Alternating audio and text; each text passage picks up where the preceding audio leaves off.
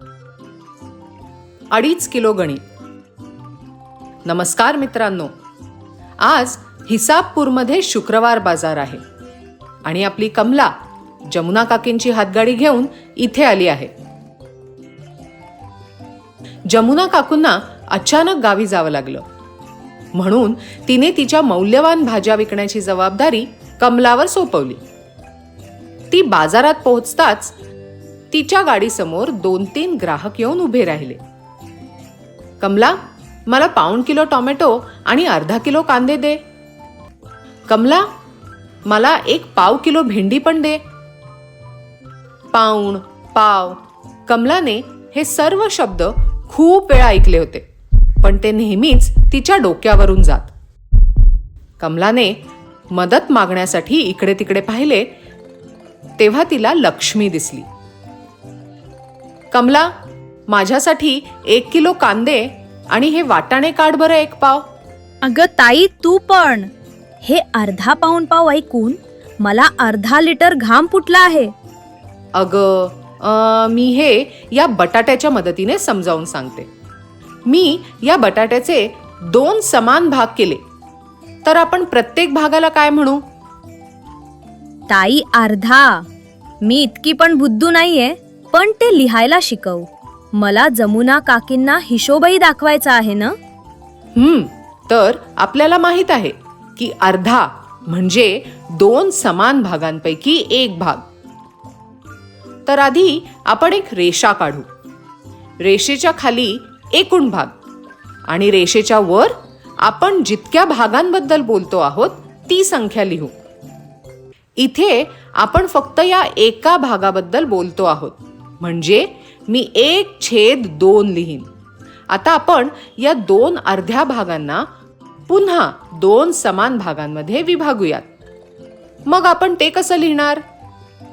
एकूण 4 भाग आहेत आणि आपण त्यातील एका भागाबद्दल बोलत असू तर वर 1 आणि खाली 4 म्हणजे 1/4 किंवा 1/4.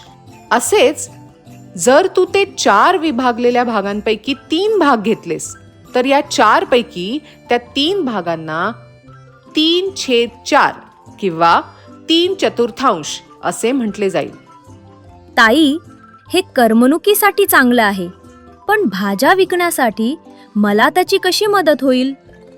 अगं, कधीतरी थोडा धीर धर. समजा तुला अर्धा किलो टोमॅटो विकायचे आहेत, तर ते कसे विकायचे माहीत आहे का? 1 किलो म्हणजे 1000 ग्रॅम. जर तुला 1000 ग्रॅमचा अर्धा भाग करायचा असेल तर किती होतील? ताई, 500 ग्रॅम. हे तर माहित आहे. पाऊण आणि पावाची गोष्ट समजावून सांग.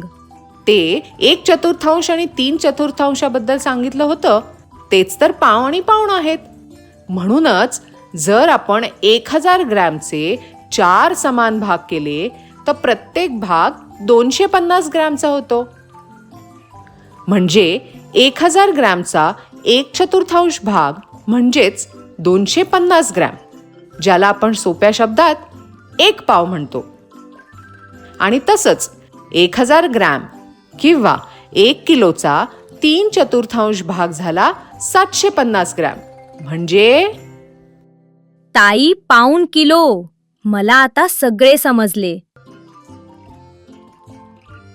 कमलाचा आत्मविश्वास परत आला असतानाच रामचरण ओरडून ओरडून 1.5 किलो गाजर आणि 2.5 किलो मुळा मागू लागला.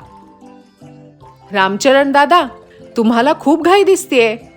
बाजारातून निघताच ट्रेन पकडायची आहे का? काळजी करू नकोस. अगं वेडाबाई, 1.5 म्हणजे 1 आणि अर्धा म्हणजे 1 किलो आणि 500 ग्रॅम. तसंच 2.5 म्हणजे 2 किलो आणि अर्धा म्हणजेच 2 किलो आणि 2 किलो 500 ग्रॅम. ताई, हे घ्या रामचरण दादा, तुमचे 1.5 किलो गाजर आणि 2.5 किलो मुळा. घरी मुळ्याचे पराठे बनवल्यावर आम्हाला खायला नक्की बोलवा. ताई, तुझ्या 2.5 किलोच्या युक्तीने आज माझी लाज राखली.